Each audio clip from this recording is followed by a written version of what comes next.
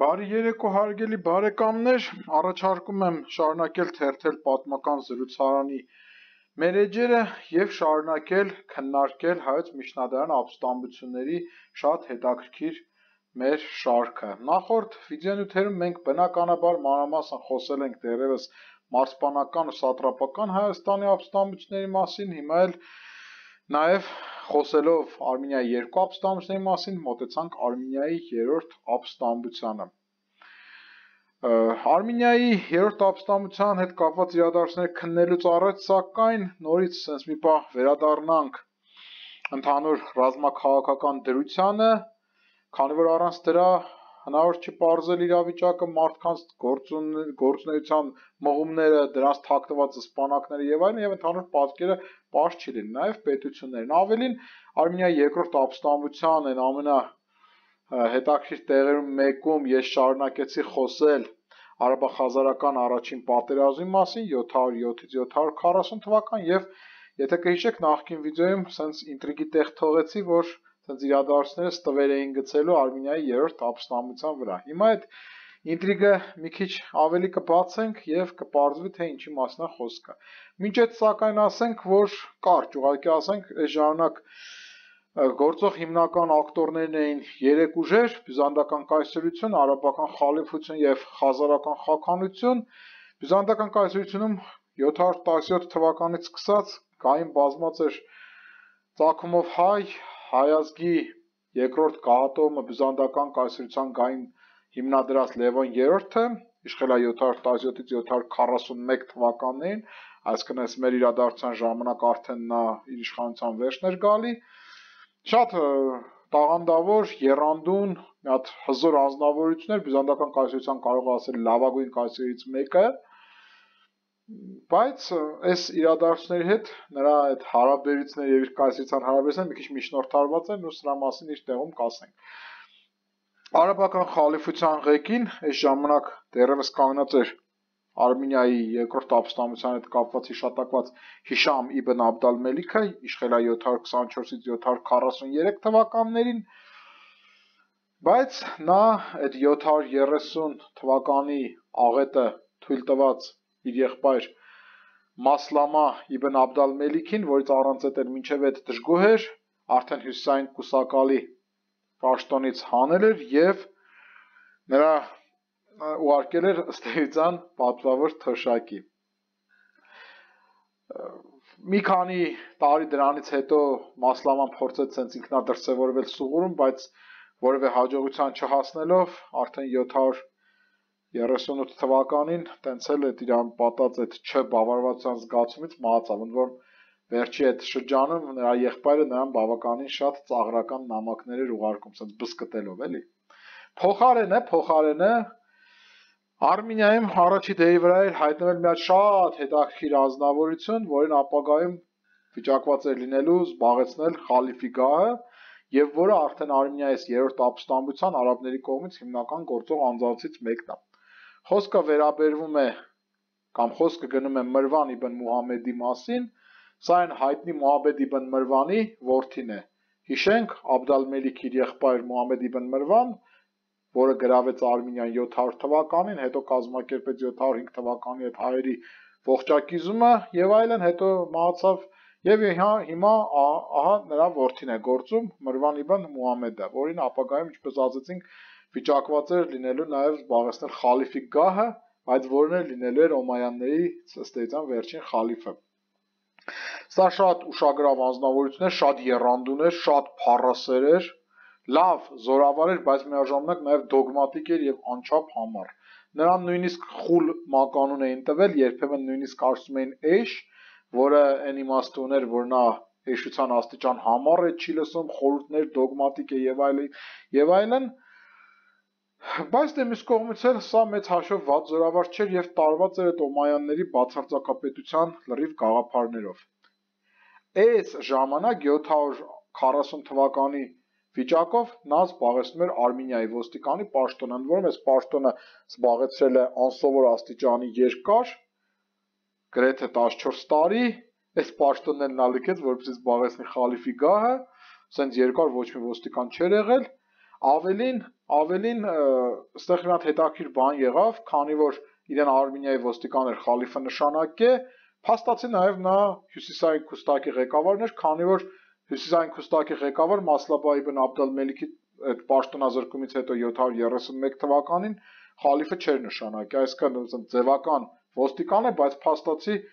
հյուսիսային Քուստակի ամենակարևոր մասը հանդիսացող Արմենիայի ղեկավարն է, այսինքն փաստացի նաև հյուսիսային Քուստակի ղեկավարն էր։ Սա արաբների կողմից։ Խազարների կողմից մոտավորապես 730 թվականից խազարական խագանության խագան էր Աստարխանը, նորից կրկնենք, Աստրախանի հետ չենք շփոթում, Աստարխան, խազարների տիրակալների թվերը, ցանկը եւ այլն շատ վիճահարույց է, այստեղ չեմ մտնի վեճերի մեջ։ Իմ կարծիքով Աստարխանն էր, որը իշխեց մինչև 770 թվականը։ Շատ մարտունակ ռազմաշունչ անձնավորություն, որը 730 թվականի աղետն էր կազմակերպել արաբական խալիֆության հետ հյուսիսային Քուստակի գլխին, բայց 731 թվականին եւ Մասլամա իբն Աբդալ-Մելիքի, բայց մեծապես նաեւ Սաիդ, հանրահայտ Սաիդ ալ-Հարաշի եւ նաեւ Մուհամմեդ իբն Մրվանի ու նաեւ հայոց զորքերի մասնակցությամբ, ստեղ հայոց իշխան Աշոտ Բագրատին աչքի ընկավ, նա շատ լուրջ անհաջողություններ կրել եւ արդեն 731 թվականից հետո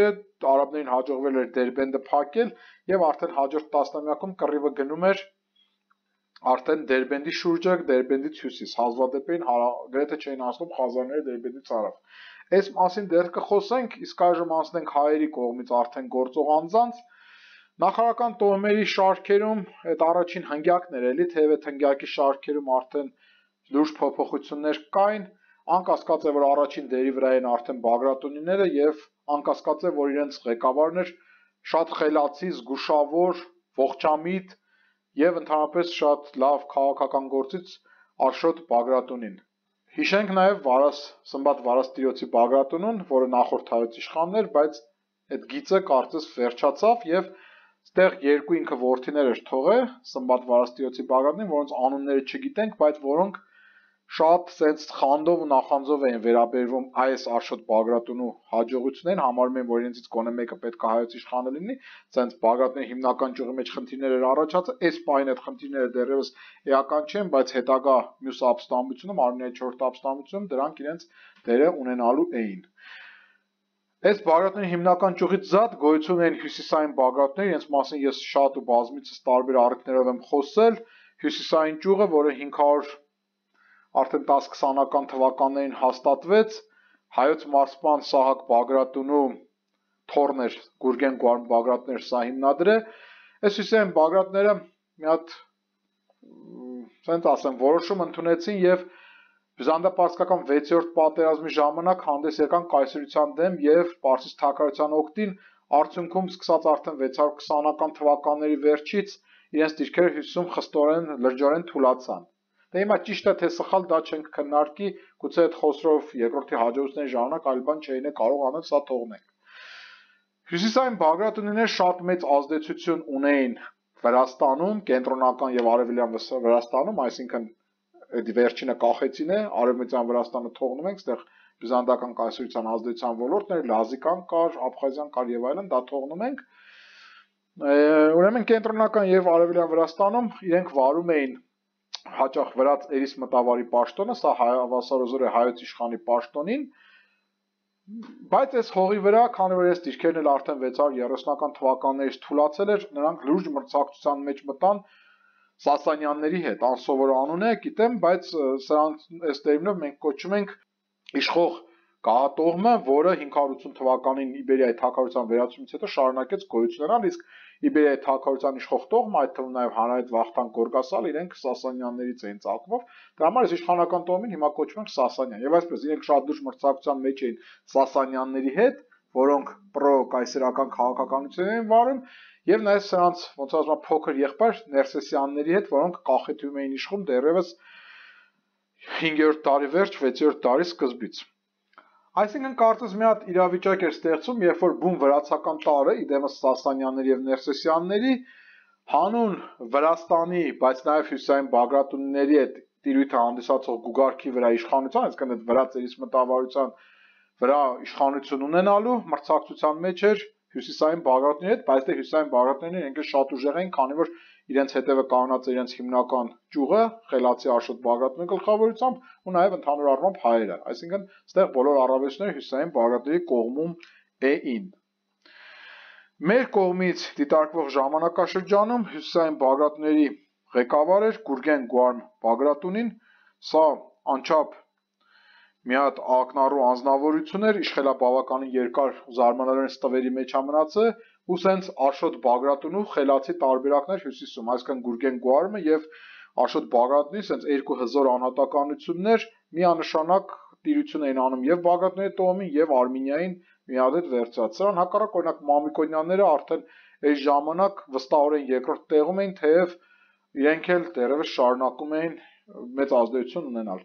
Երրորդ տեղում են արծույները, որոնք մի քիչ սակավ են հիշատակվում, սյունիներն ավելի սակավ են հիշատակվում,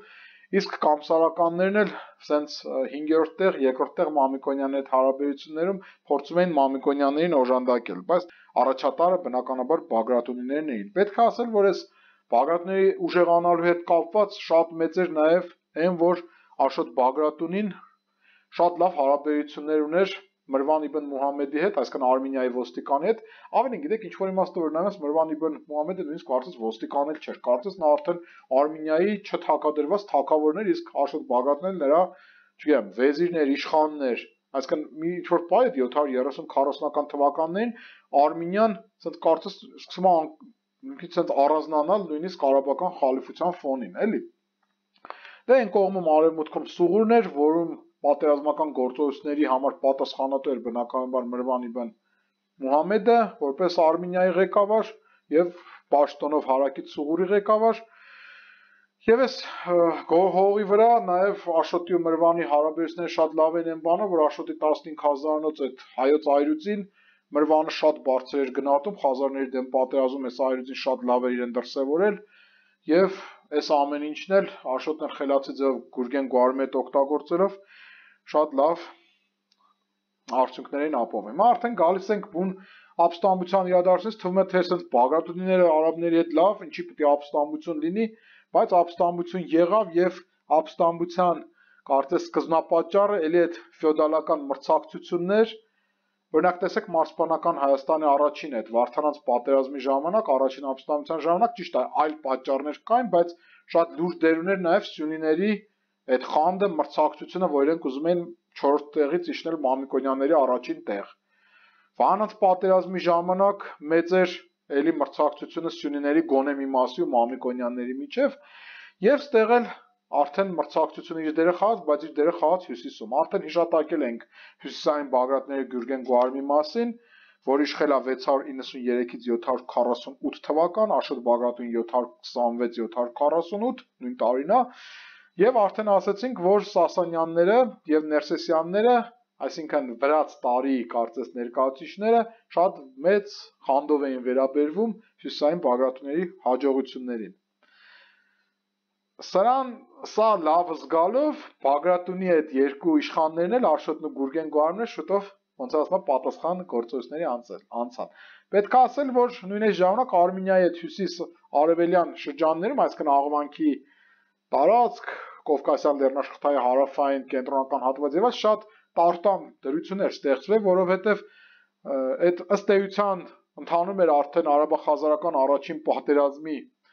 հենց երրորդ տասնամյակը, ճիշտ է արաբները կարողացել են 730-ականների սկզբին Դերբենդ ամրանալ, փակել են եւ այլն, բայց սահմանային գոտեր եւ ստեղ մի կողմից արաբներն էին զգուշանում բռնությունների դիմել, որպեսզի խազարներին դաշնակից չստեղծեն տեղում, մյուս կողմից էլ մարդիկ էին տեղում բավականին ազատ եւ այս ազատությունը հատկապես դրսևորվում էր Կախեցիում ու կենտրոնական Վրաստանում եւ բնականաբար այդ ազատության արտահայտիչներն էլ լինելու էին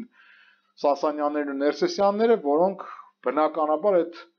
հողի վրա չէին սիրելու Բագրատունիներին, ամենից հյուսիսային Բագրատունիների ներկայացուցիչ Գուրգեն Գուարմին, որը արաբների հետ լավ էր, Մուհամեդ իբն Մրվան ոստիկանի հետ լավ էր եւ ցենց արդեն ճամբարները կարծես թե որոշվում է։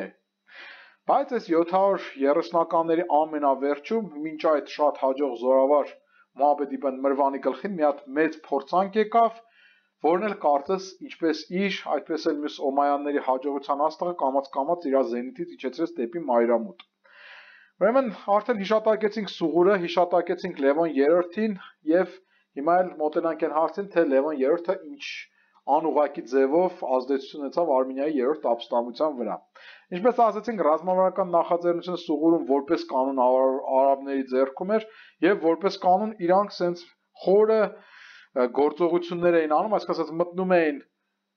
Հայաստանի տարածքով այդ արևմտյան հատվածի տարածքով Անդրեպրասյան Հայաստանի տարածքով փոքր այսա թալանում էին, հետ են գալի եւ այստեղ հազվադեպ էր, որ լինում էր խոշոր ճակատամարտ։ Բյուզանդական կողմից այս ժամանակ գործում էր արդեն լիարժեք բանակաթեմային համակարգը, բնակչությանը ըստ հնարավորության հեռացնում էին արաբների տարածքից, գույքը բան հեռացնում էին,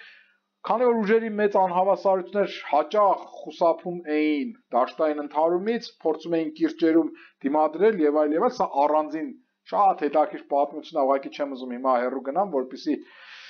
այդ արաբա-բյուզանդական այդ 350 տարվա պատերազմի դրույթներին չարադառնամ, այս մեր ապստամբության հետ կապված, բայց այստեղ մի իրադարձություն կար, որ ապստամբության հետ կապված էր եւ դրան մենք կարադառնանք։ 700 ուրեմն 40 թվականի Գարնանը Մելիտեի էմիր Մելիք Շեյուբը, շատ հայտնի Ղազի Ալ-Բաթալ Աբդուլլան ու եւս մեկ էմիր, այս Ղազին այդ հավատի համար պայքարող մարտիկներն են, այս Մելիք Շեյուբն ու հատկապես Ալ-Բաթալն շատ մեծ հեղինակություն ունեին արաբների մոտ այդ ժամանակ, որպես կրոնի համար պայքարող մարտիկներ, բան, ոնց որ ժամանակին պատկերացեք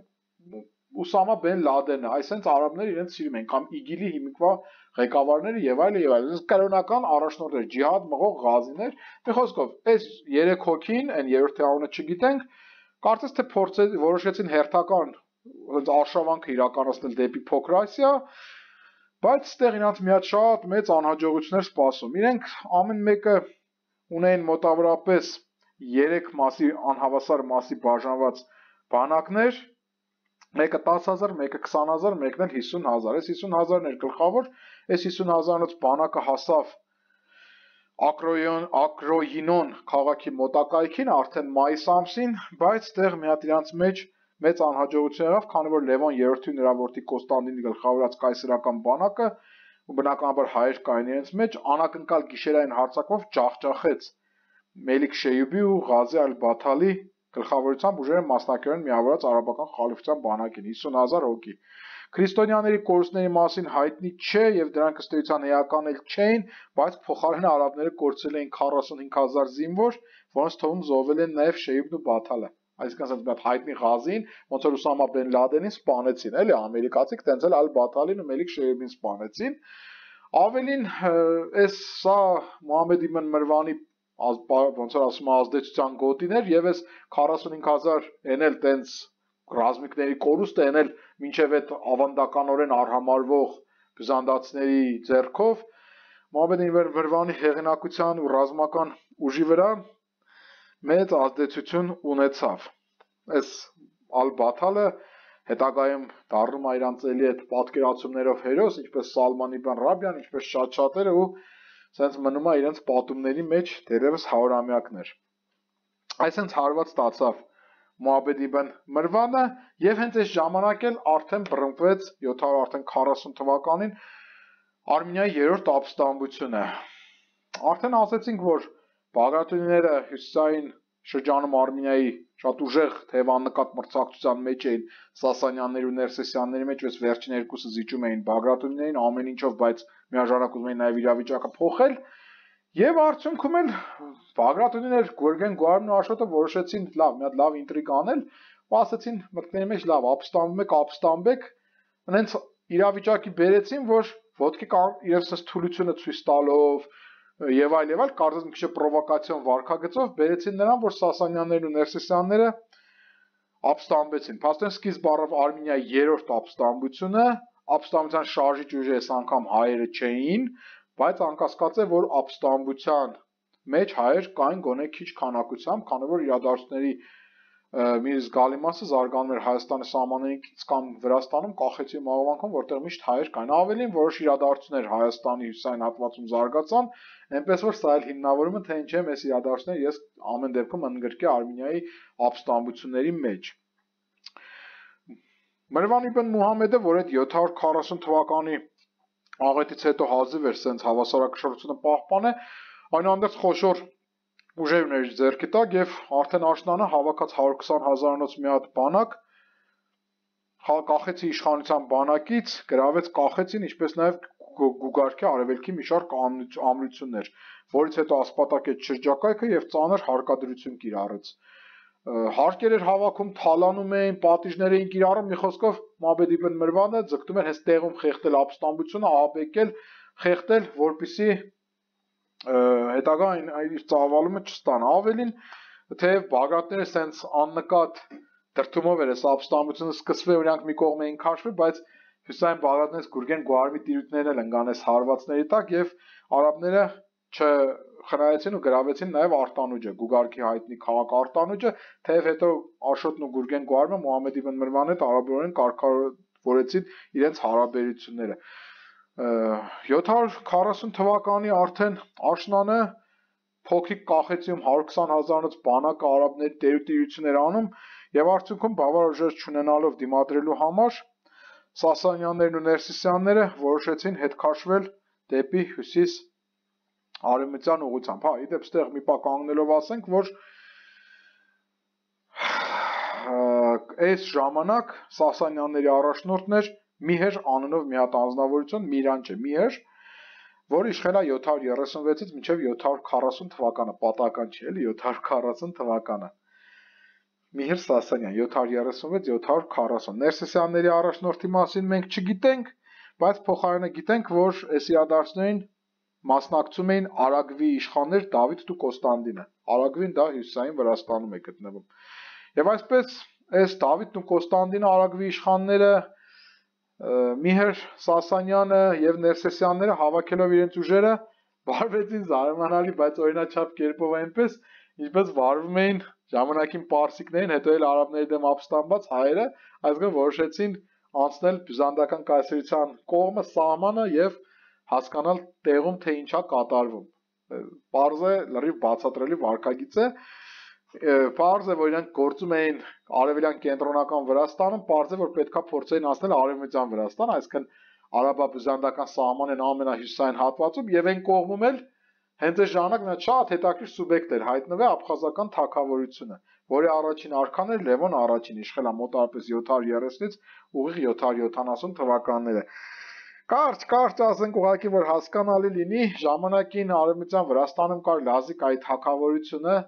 բյուզանդապարսկական պատերազմների հետ կապված մանրամասն խոսեցինք այս մասին, նաև խոսեցինք այս մասին մարզպանական Հայաստանի ապստամբությունների հետ կապված 4-րդ, 5-րդ, նաև 6-րդ, բայց դե այս ժամանակ Լազիկայի թագավորությունը արդեն այդ արևմտյան Վրաստանի հարավային այդ Քութայիսի հատվածում թուլացել էր, սրան հակառակ այդ ուժեղացել էր հյուսիսային հատվածում աբխազների իշխանությունը, որը արդեն 730 թվականին դարձավ թագավորություն։ Դե լոգիկան պարզ է, հարավում արաբները լազերի հետ